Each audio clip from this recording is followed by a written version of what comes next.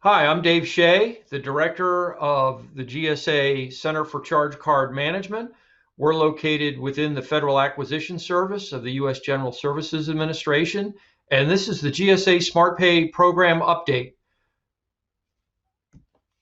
Today, we're going to discuss a wide range of issues from a headquarters perspective. We're going to touch on the program history, and this is going to summarize more than 23 years of supporting agency missions with your help, the card managers and the agencies. So we appreciate your participation in this great value story that is certainly continuing. We'll review some program statistics and touch on program growth. And then we'll transition into hot topics, recent developments. You can see some of the issues there. We'll touch on things like supply chain risk, data visualizations, COVID micro-purchase transaction reporting, government-to-government transactions, and so on and so forth. And then finally, in the third section of today's presentation, we'll look at the future of the program, including increased use for contract payments, some common fictions and realities associated with the use of the card in that context. And then we'll talk about, some legends, some things that aren't necessarily accurate, or some misunderstandings about, such as cards are only for micro purchases, which isn't true. We'll update you on where the GSA Commercial Platform stands these days, talk about some opportunities with travel and fleet cards, and then finish it up with some fun case studies. So moving right along, when you look at the history of the program, which has been around since the late 1990s, just a tremendous value story here that you all are a part of. We've enabled over 580 billion in total spend through almost 2 billion transactions, generating 4.8 billion in agency refunds. And looking at the graph, you can see, most of the spend is purchase, followed by travel, followed by fleet. And you'll see that trend run throughout other spend data I'll show you. It's consistent throughout the years with the program that most of the spend is purchase, followed by travel, followed by fleet. This data, you'll note, is as of the end of fiscal 2020. I happen to know that we're on the verge in fiscal 21 of passing $500 billion in agency refunds. This is money going back to agencies simply for choosing to use GSA SmartPay as a method to pay or to procure, to travel, and to fuel and maintain vehicles. And they can reinvest that money in mission delivery. So just a tremendous good for government story here. And if you're curious about how the various iterations of the program rack up to one another, that's what this slide is designed to address. And if you look at the SmartPay 1 program, you can look at a total of approximately 231 billion in spend, 850 million transactions, and cumulative refunds. Look at that, 1.1 billion back to agencies. If you look at SmartPay 2, you can see the continued growth of the program. Total spend 294.5 billion as compared to basically the 231 in the first generation. And look at those refunds. Refunds essentially tripled in SmartPay 2. We're only in the early stages of SmartPay 3, about 2.5 years in, and look, already $1 billion in refunds have been generated. Total spend getting close to $70 billion. So the value that the program is bringing, the integrity with which it operates, the skill with which it is used, this all comes from you, the card managers and the agencies. Again, appreciation for your involvement in making this happen. As you know, the SmartPay 3 program will support agencies, assuming all options are exercised, through the fiscal year 2031. So we've got quite a bit of time to add to this already significant good government story. So in terms of fiscal 21, and this is data through March, You'll notice that spend was down almost $13 billion compared to fiscal 20, and the total number of transactions was down about 30% at 31 million transactions. And obviously, the program is impacted by COVID, although it's also helping agencies respond to COVID by providing an agile method for acquiring supplies and services and responding to the pandemic. So what we've seen is that purchase spend has remained pretty solid, relatively consistent. It's in travel spend and fleet spend where we've seen most of the COVID impact, as you would expect. So in the earlier part of the year, for example, spend was off about $2 billion in total, and 1.6 of that was in travel. Of course, we had lockdowns in various states, limitations within the government itself on ability to go to certain facilities and things like that. But as the country is opening up, we're beginning to see more spend occur in the program. We delay the data here for security reasons, so that's why you can't see it on this particular slide at this point in time. But spend is increasing. You can look at the lower left-hand quadrant of this slide. You'll see that the majority of the transactions are in fleet, as you would expect. You know, you're fueling vehicles. That's something that occurs relatively frequently under at least normal circumstances. And then you see travel and purchase. Normally, the number of travel transactions, of course, is much higher than you see there. And then in terms of accounts, again, the majority of accounts are travel accounts. We saw substantial growth there in the transition from SmartPay 2 to SmartPay 3. We also saw growth in the purchase card area as well. So turning to hot topics, and the first one I wanted to talk about was the Fiscal 2019 National Defense Authorization Act, Section 889 requirements. And as you know, this was all about supply chain risk. We've got 3 slides here, and Part B of the NDAA requirement kicked in last August 13th. And basically what that did is that required any vendor the government is doing business with to basically disclose whether they were using any covered technology. You know, this is technology involving components from ZTE, Huawei, Hikvision security cameras, things like that.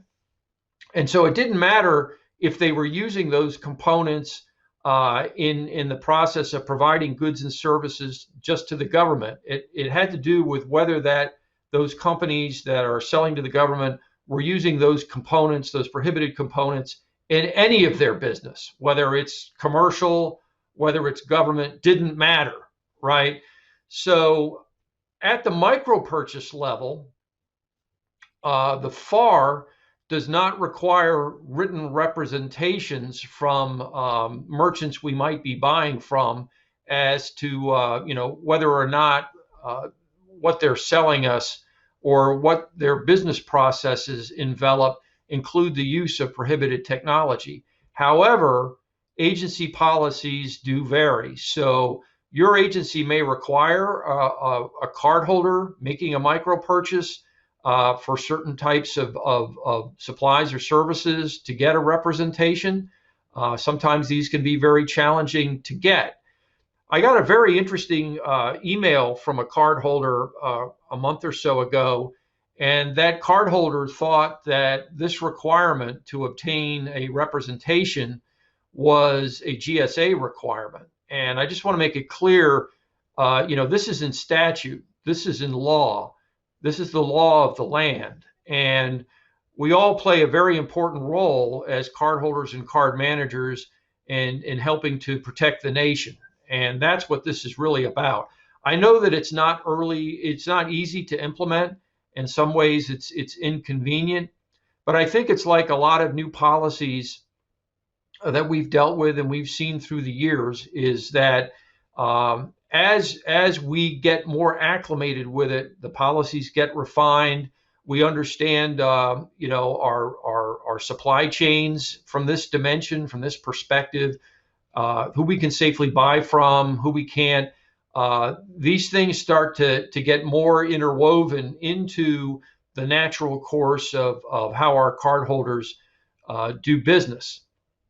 Note that in terms of IBA, individually billed account travel cards, because those are not a federal liability, the 889 limitations don't apply. However, at some point down the road, there might be some limitations on certain hotel chains that cardholders can transact business with. We'll have to see. And again, agency practice may vary. Given the mission of your agency, there may already be restrictions of this type. But right now, there's no government-wide prohibitions in regard to hotel chains.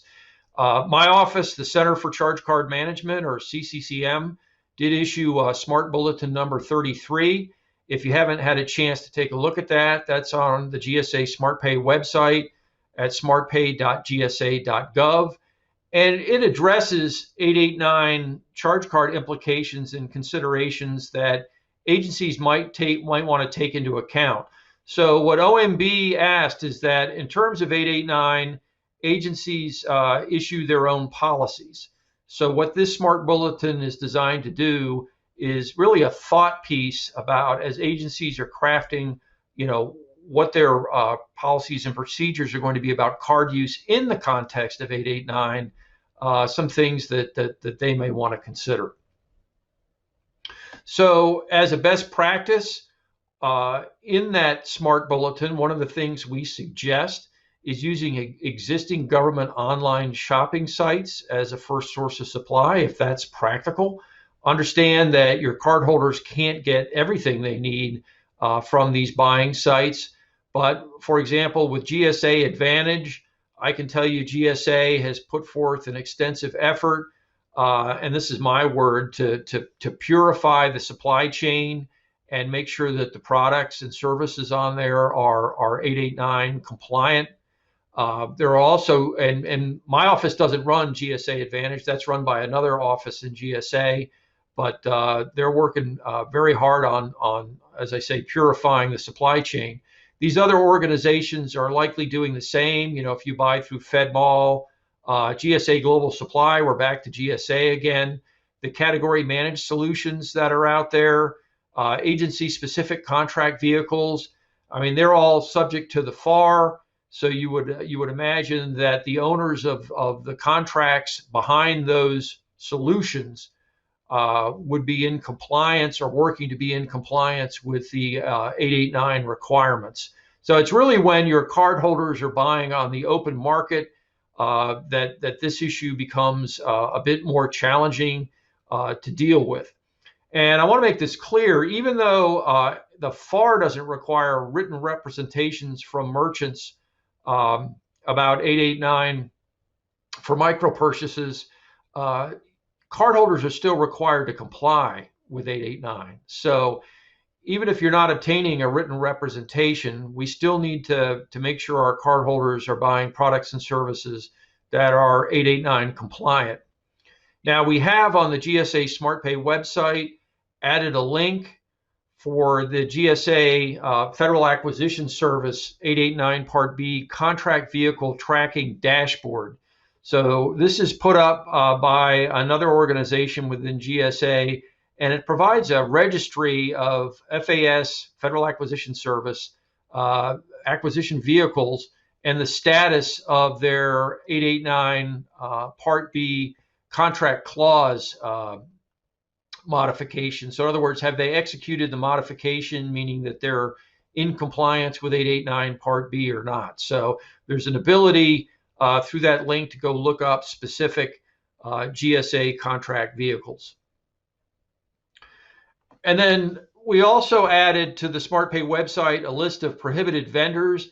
And really the way 889 is built is it's not really prohibiting vendors specifically, although I think that's kind of our shorthand way of dealing with it. It's dealing with specific, components made by certain companies, and are they included within either that brand's equipment or perhaps white label equipment. So it's a little bit more involved than just prohibited vendors. but we do list who the vendors of those components are, or software, equipment, whatever that may be. That's on the SmartPay website, and we will update that because we understand the list of prohibited components or sources is likely to grow as this supply chain risk management program across the government continues to evolve. And on that note, there was a new executive order issued in early January of this year dealing with Chinese connected software applications. So this is a little bit different focus from 889, but similar intent.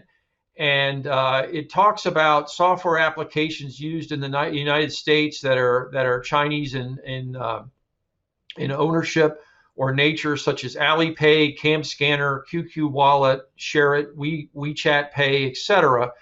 And what the executive order requires is for the Secretary of Commerce to review these applications before any action is taken in relation to them. So there hasn't been FAR coverage issued on this yet, but potentially we could be looking at some other prohibitions here. And the main point of all this in the presentation here is this supply chain risk issue is not going away.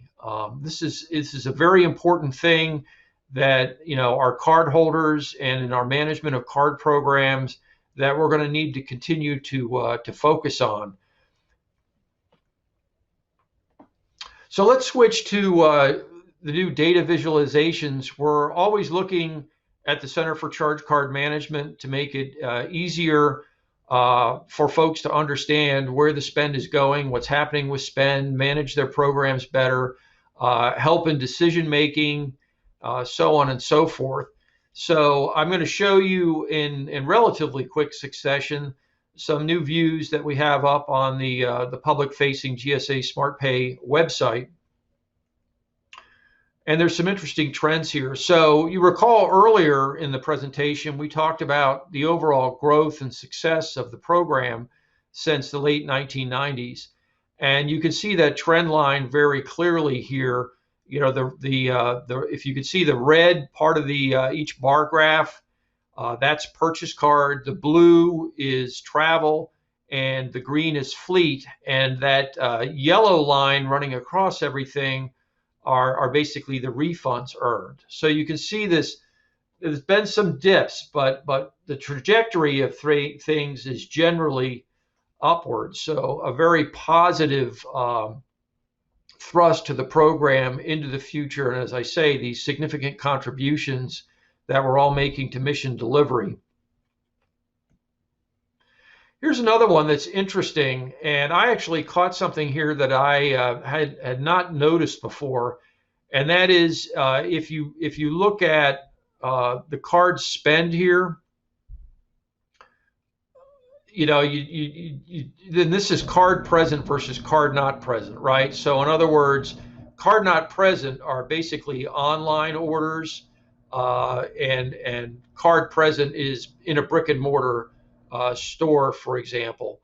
And so, while about 86-87% of our spend is done online, it ends up that about half of the transactions are actually in brick and mortar versus virtual.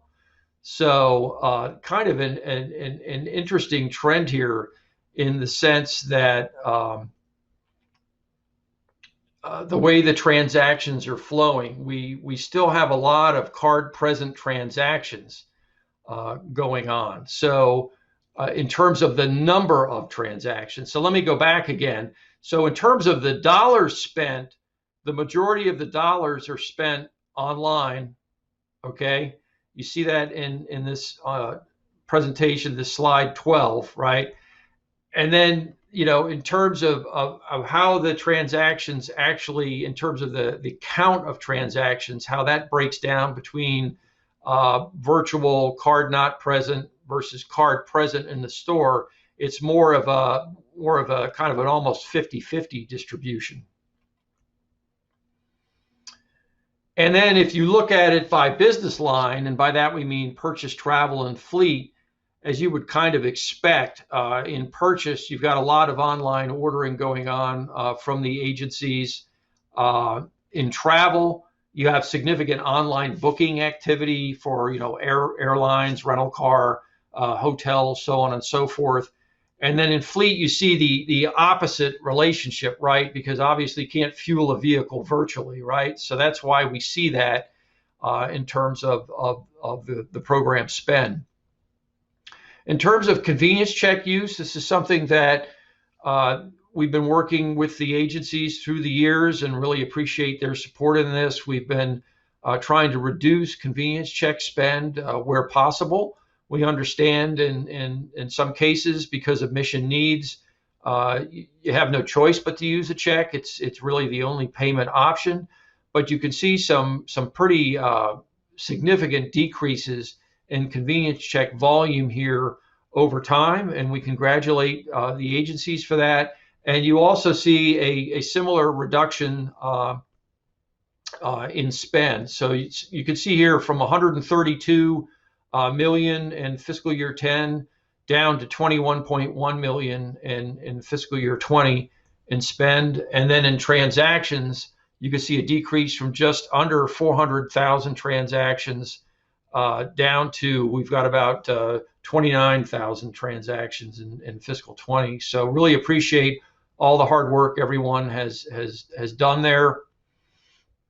Let's switch to the overall average spend per transaction. And as I mentioned earlier, there's been an increase in the average transaction value, particularly in purchase cards. So, it wasn't that long ago. You can see, 7, 8 years ago, as recently as 6 years ago or so, we were at the $800 level, 800 and change, and now the average transaction amount is in excess of 1,000 for a purchase card. That's that red top line.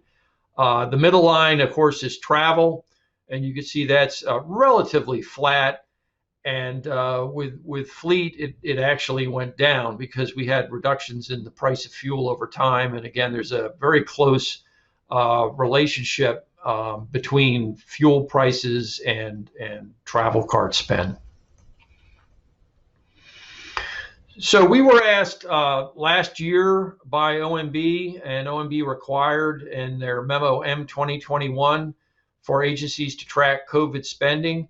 We were asked to develop a capability working with the contractor banks for tracking micro purchase COVID spend. Now, you might ask, why just micro purchase?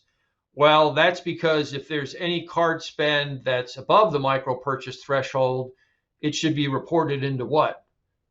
FPDS-NG, right? So we don't want a duplication of the data. So what we have here is a particular focus on just micro purchases and spend that agencies identify as COVID related. Now, importantly, not all agencies opted in to use this capability. Some agencies use their financial systems or ERPs to track things like this. They don't use the bank's electronic access system. But for those agencies that did, be they with Citibank or US Bank, my office would then each month collect from the banks this information, combine it between US Bank and Citibank, compute the totals, and do the reporting to OMB, again, on a monthly basis on the behalf of those agencies. If an agency wasn't using the EAS to report their COVID-related micro-purchase spend, they were told to retain that data in the event that OMB called for it. And at this point, I'm not aware that there have been any calls for that data as of yet. So this shows you some of that spend that we've seen, and you can see the trend. Spend was up significantly in May of last year, and then since then has pretty much, with the exception of September, been on a downhill trend up through March.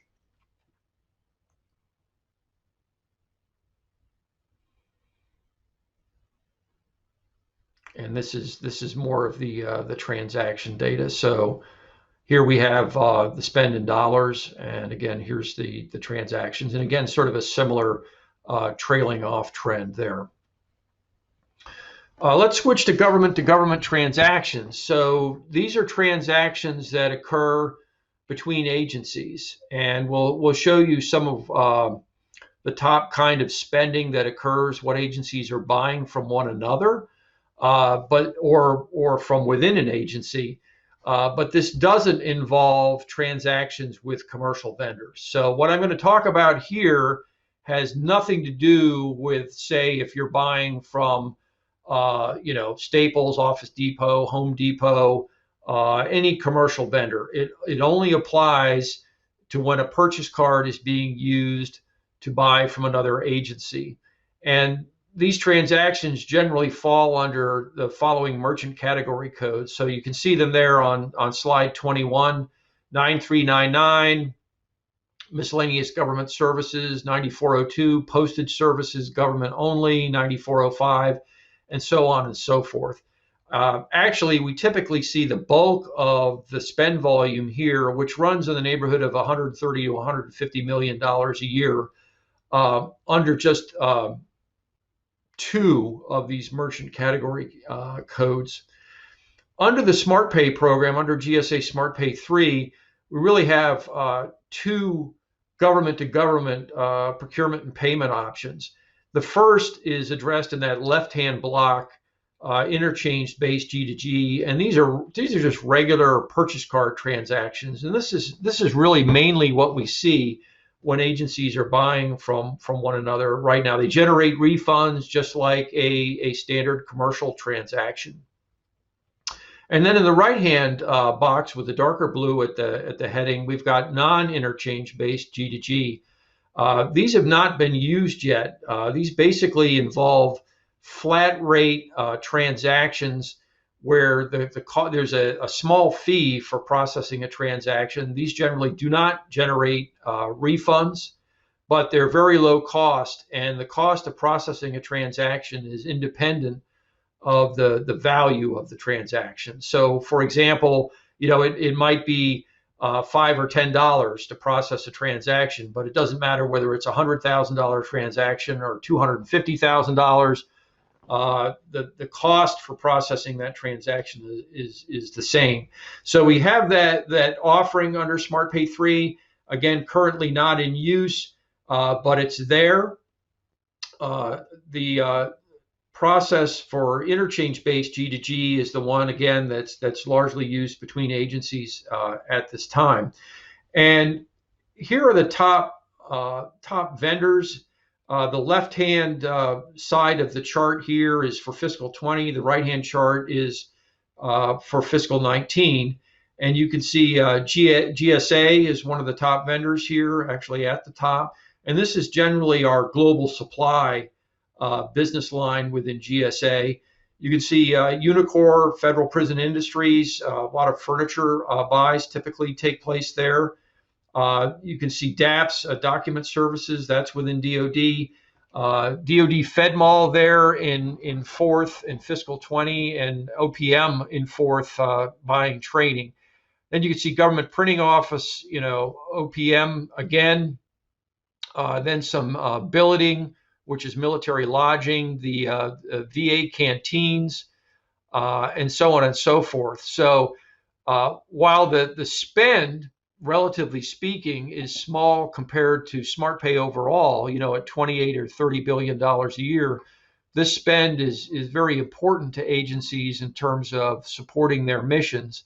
And we want to make sure that you continue to have the cards available to use for intergovernmental transactions. So we just wanted to make you aware of where this spending is occurring, how much of it is going on, who it's with.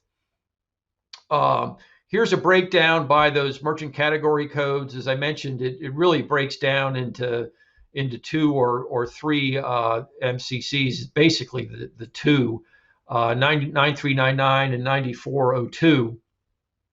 And here you can see that the total there's 153.2 million in fiscal 19, 137. So, in that 130, 150 million range and about 500,000 transactions. So what's happening with intergovernmental is Treasury's Bureau of the Fiscal Service is leading an interagency small dollar high transaction volume working group. And so there are probably representatives from your organization at the headquarters level who are participating in this working group. My office has started participating in this relatively recently. As you may be aware, there's a cap on the dollar amount for which cards can be used for intergovernmental transactions, and that cap is currently $24,999. That cap may be reduced at the beginning of fiscal 23. We're hoping not, because we want to see agencies continue to enjoy the flexibility to use the card when it makes sense as an intergovernmental procurement and payment tool. But Fiscal Service is working on something they call a streamlined 7600 EZ process for intergovernmental transactions of 10,000 and less. So this is essentially an electronic form that agencies would fill out to do a transaction. It's not finalized yet.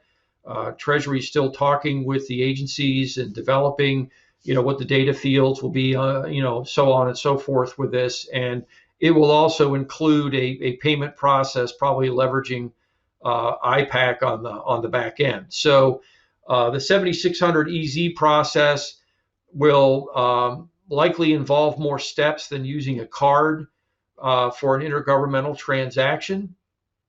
I know that the Treasury has indicated they're looking for this process to be used by agencies for transactions that currently use what they call G invoicing.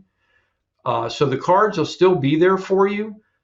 We just want to make sure that the purchase card, the cap within which the cards can be used, continues to be at a level that supports what agencies need now and in the future to be able to do transactions quickly with one another for training or postage, buying from global supply, whatever it might be.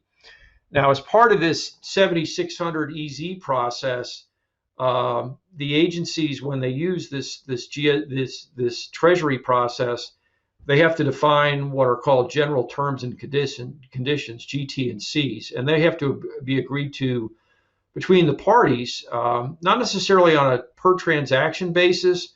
It could be on a class basis.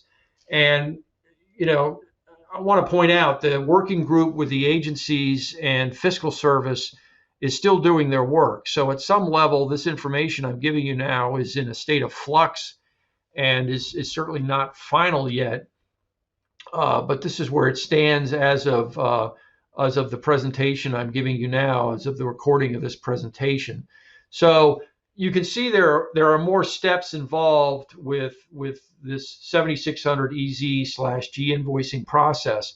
And there are some payments and fund transfers where clearly this process is the way to go. But there will also be the purchase card process available to agencies where it makes sense for that process to be used to buy from one agency to another, again, subject to this cap and the Treasury financial management, Treasury financial manual, rather. So we're continuing to participate in these meetings and monitor the situation.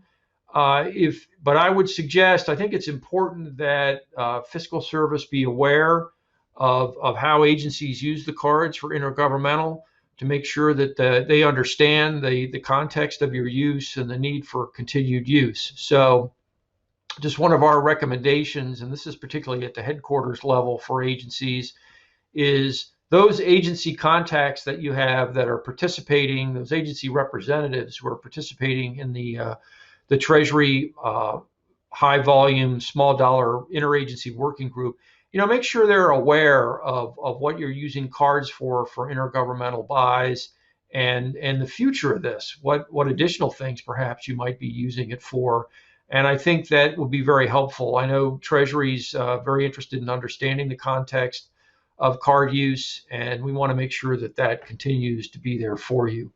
So Moving right along, looking into the future of the program, you've heard me talk about this if you've taken this class before or heard some of my other presentations throughout the years, that increasing use of the card for contract payments is really the big opportunity for the program for agencies to get more benefit from it, right? So when you think about micro purchases right now, which under routine circumstances are transactions of $10,000 and below, we really together own most of that market segment, right? I mean, generally most of those transactions, the overwhelming majority, go through a purchase card. And you've seen those refund levels that I talked about earlier in the presentation. And we really want to see agencies get more value out of the program.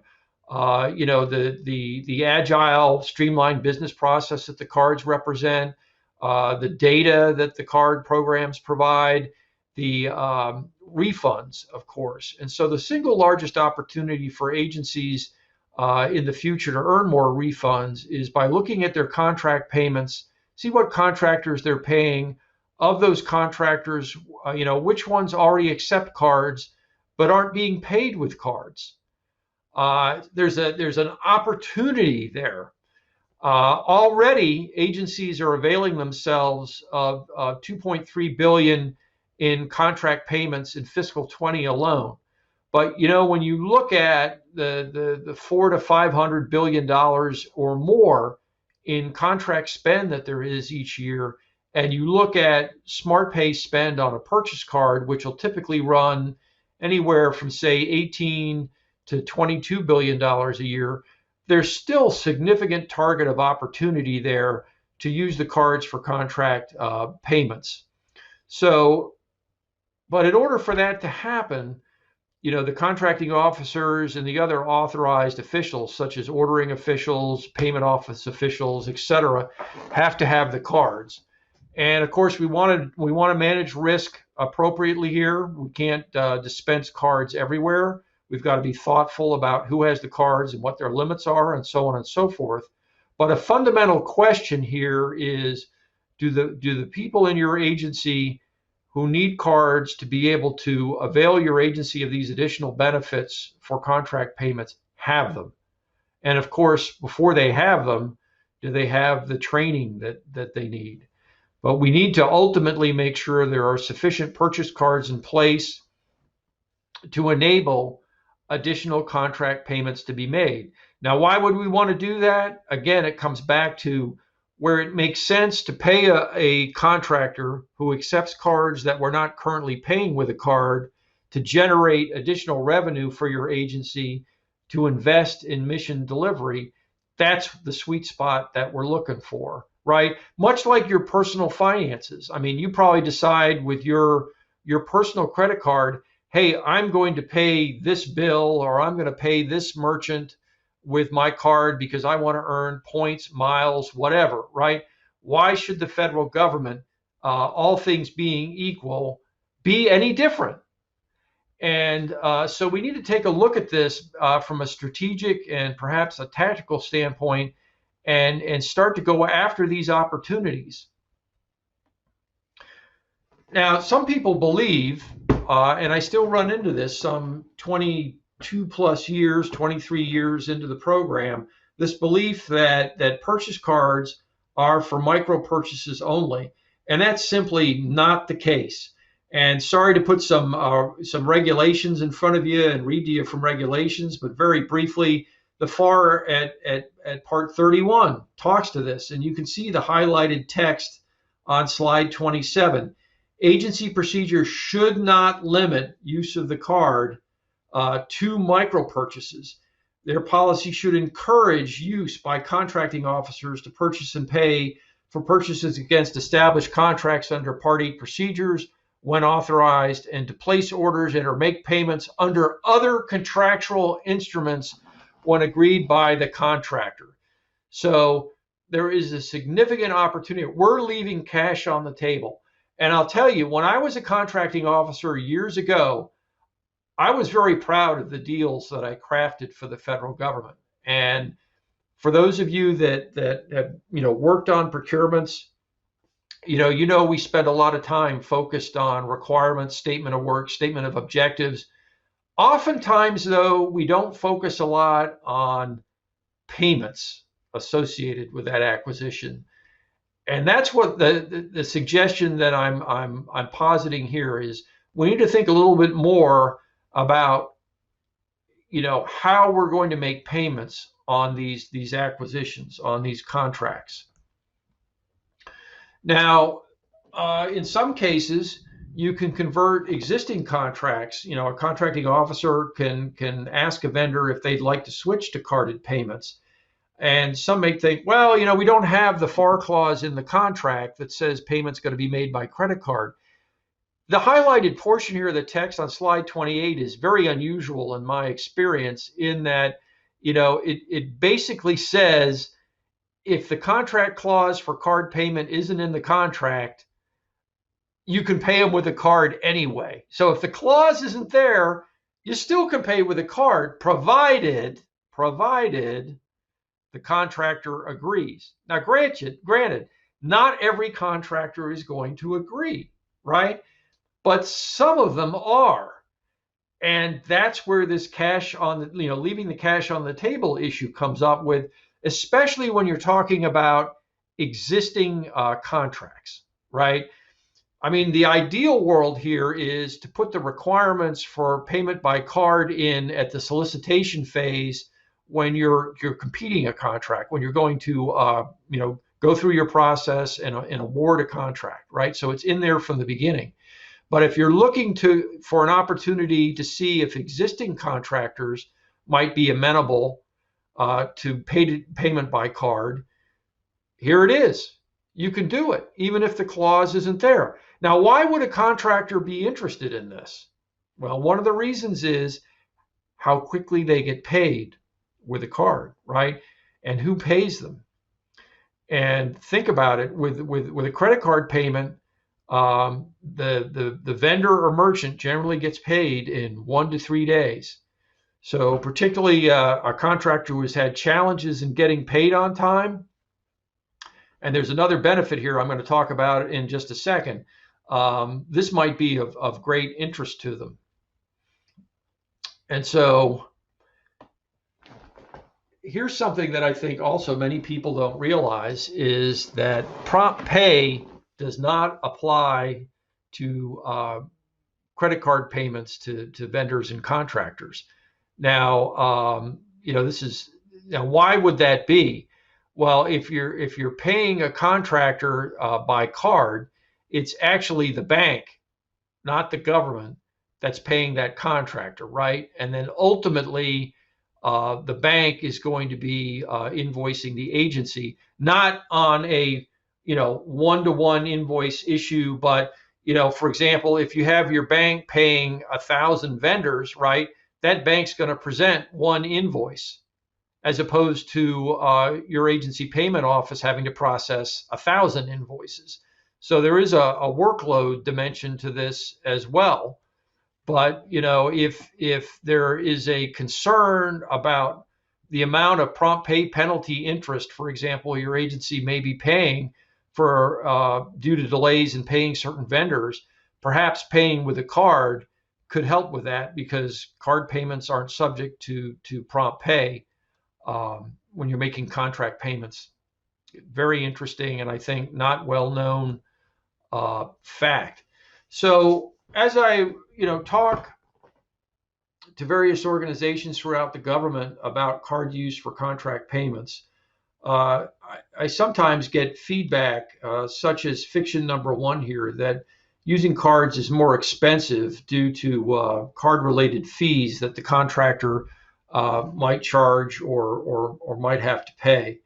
So, if you think about it, the SmartPay programs existed for over 20 years. And while most of our business is micro purchase, we've had that more than $2 billion in contract payments occur in fiscal 20 and similar amounts in prior years.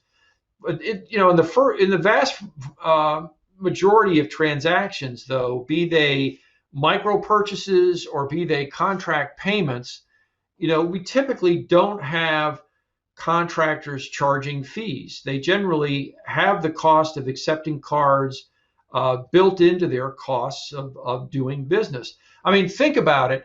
If cards are so prolific now as a payment method. I mean, 5 years ago, who would have thought we would be paying, for example, off some of these fast food restaurants, like $1, $2, or $3, or their low cost value meals, paying for food items on a card, and that the economics of that would work. But if the vendor already has the costs of accepting a card built into their business model, and we want to avail ourselves of that, why shouldn't we do that? And that there's no increased cost to us. I certainly would agree if you're looking to pay a certain contractor with a card, and that contractor wants to charge a fee or increase cost for that. We should look at, well, maybe this isn't a vendor we want to pay with a card, or maybe we want to find another vendor. It really depends on the fact set around that specific buy. The other fiction I often hear is that using a card is more difficult or involves more work. This really depends on the agency's specific policies and processes, but at the bottom line, the answer here is that's not necessarily true. In some cases, for example, at GSA, we started to look at some of the contracting processes versus the card-based payment processes to map out the steps, and they're very close to one another in terms of the number of steps. In some cases, it gets down to how you define a step and how you slice and dice things, but generally speaking, they're either both about the same amount of work, or using a contract to pay, using a card to pay under a contract is slightly fewer steps than the traditional payment process, which is very interesting. So I think this is just one example here, but it begs an interesting question, and that is, when we hear these kinds of things, do we really look into the issue to see, is it really true? We all have our standard processes for doing business. And of course, when you're talking about changing those, there's always the learning curve. There's always some disruption that occurs. But net, are you going to get to a better place in the end? You're going to earn additional refund revenue. Is the process really any more challenging or any more involved than it might otherwise be? And I think we have to test these assumptions in pursuit of additional revenue and benefits for the government. Again, where it makes sense to do that. Switching to the GSA Commercial Platform, and this talks to Section 846 of the 2018 National Defense Authorization Act, and this was referred to as the Amazon Act. Basically, GSA had to implement a number of commercial platform contracts, and they were awarded to Amazon Business, Fisher Scientific, and Overstock. It's currently in the proof of concept mode, so there's a limited number of purchase card holders and a limited number of agencies that are currently using this and testing it. The only way to pay is with a purchase card, and the transactions are within the micro purchase threshold. So depending upon the success of this commercial platform, it will be opened up to if successful, to a broader range of agencies and cardholders. But the idea here, and this is run out of a different office from mine. My organization doesn't operate the Commercial Platforms Initiative, but the idea is to give buyers more of a commercial-like buying experience. And so more to come on this. Just in the very early stages, but wanted to make sure you were aware that that was going on. In the travel and fleet trends area, GSA awarded a ride-hail blanket purchase agreement to both Lyft and Uber. It's available in the top 50 markets where government employees travel. Cardholders can load their account numbers into the app for auto billing. These transactions would generate refunds like other card transactions. your agency headquarters would work with Uber and Lyft to set up the accounts. The cardholders have to be careful here that the right trips get charged to the right card, right? So if for example, if your agency policy allows for local travel to be charged to a travel card, got to make sure that local travel on official business is charged to the right credit card, and that the employee is not charging personal local travel or TDY. That again, the correct transactions are being billed to the SmartPay card as opposed to personal transactions. The Charge Act. So this is the Charging Helps Agencies Realize General Efficiencies Act. It was signed into law last October, and it required the administrator of GSA to issue guidance clarifying that federal agencies could use a charge card for charging federal electric motor vehicles at commercial charging stations. And so already under GSA SmartPay 3, we have more than 700,000 fleet cards out there in participating agencies. These cards can be used for electric vehicle charging payments at commercial charging stations. We issued a Smart Bulletin number 36 on the Charge Act, and that's available on the GSA SmartPay website, and we issued that on March 10th of this year. So supporting electric vehicle charging with the SmartPay fleet card. So let's have some fun and get into the case studies, and these are a lot more fun when we're in person. So by the way, I very much miss seeing you all in person this year. I hope it's not too much longer before we're at a forum in person and can discuss and network and talk about best practices directly with one another. But also do appreciate your participation in the virtual program. So on this case study number 1, we have an AOPC who sees a transaction here that is for $250.55 under the MCC 5999. And you can see it's the MCC description there, and the name of the merchant is Sam's Inc. Mastery. So what would you think about that transaction if you saw that? So what if anything seems questionable about this transaction? When you look back at the MCC description and the merchant name, Sam's Inc. Mastery, is it printer ink?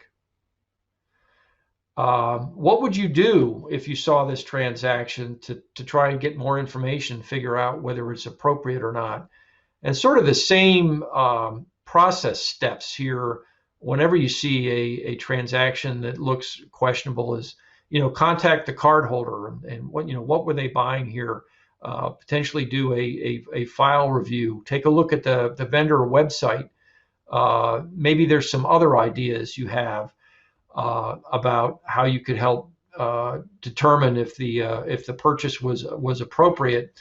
And this one certainly looks a little suspect, but this one happens to be appropriate, and you can't just judge it from the transaction data itself. You need more information, and it happens that this company was a tattoo ink merchant, and they sell tattoo ink online. But this particular agency, has a mission to ensure that tattoo ink is safe.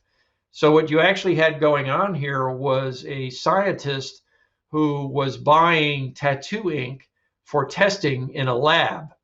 So this one ended up to be an appropriate purchase. Now, certainly you need to document the file, or your cardholder needs to document the file in terms of the uniqueness of this.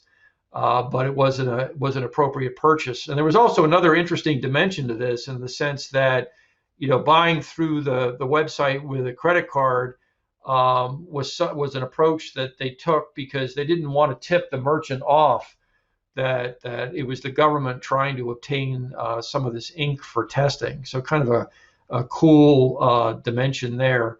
On case study number 2, If you take a look at this one, we've got over $3,000.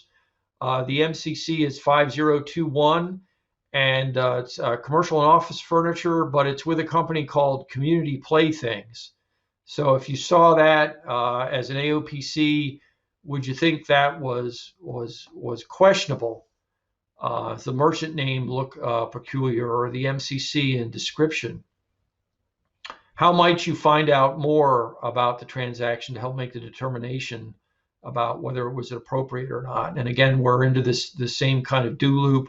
Contact the cardholder, check out the vendor website. You may have some other ideas. But in this case, although it looks suspect, this is another situation where the mission was somewhat unique. And in this case, this agency had a child care center and was buying play equipment for the child care center. So again, this ended up to be an appropriate transaction, even though when you see, a merchant name like Community Playthings, maybe you might think, this transaction looks a bit odd. So in the end, getting the additional details, it ended up that it was an appropriate transaction. And in my experience, in running card programs, this is typically what you see. I mean, when you see questionable transactions, yeah, you got to look into them. You got to get more information to get assurance that the transaction is appropriate. But in most cases, the overwhelming majority of our cardholders are doing the right thing. It's just the mission of the government or the missions of the government are so varied. We buy a lot of very interesting products and services that on the surface at the transaction level here often look questionable. But when you pull the thread and look at the details, you find in fact that they end up being appropriate.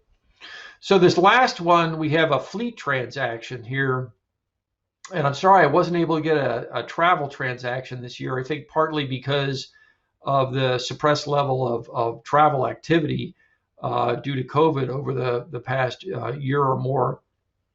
But here you actually have free transactions in rapid succession. And looks like diesel fuel's being bought. You can see the product description there. You can see the cost. So it's the same price, but there are 3 transactions in a row. You can see it's at the same merchant, and the odometer reading entered by the driver is the same in all 3 cases. Now, we also know that the tank capacity of this particular vehicle is 100 gallons, and that apparently it's a truck. It's an International Harvester or Navistar truck. So it's probably a truck. You see the merchant is AFES. It's probably a truck used on a military facility. So you look at this and why would you have 3 transactions rapidly in a row like that? Might raise some questions. Are there anything else that you see sort of questionable about it? Is it kind of splitting transactions up here? What would cause this kind of pattern? So we talked about the vehicle type and the fuel capacity. I think another interesting point here is when you look at the fuel vendor, those of you that have dealt with fleet, is there any difference that getting a fill up at a truck stop would make versus a service station, like for example at an AFES gas station on a military facility?